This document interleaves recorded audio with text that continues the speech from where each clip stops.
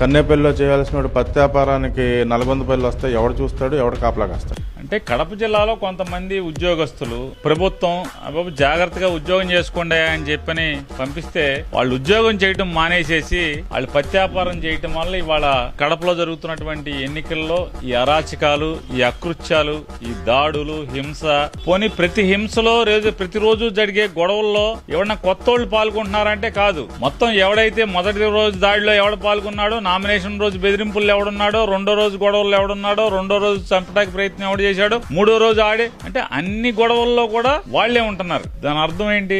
కొంతమంది ఉద్యోగస్తులు కడప జిల్లాలో ప్రస్తుతం ఈ ఎలక్షన్ జరిగే చోట పులివెందుల్లో ఉద్యోగాలు చేయమంటే ఉద్యోగాలు చేయకుండా వాళ్ళు పత్యాపారం చేయడం వల్ల ఇవాళ ఎన్నికల్లో హింస జరుగుతుందనేది మనకి అందరికీ, ప్రజలందరికీ కూడా అర్థం అవుతుంది. మనవాళ్ళు ఉండబట్టే కదా అంత త్వరగా ఆగింది, లేదంటే తలకాయలు ఎగిరిపోయాయి కదా.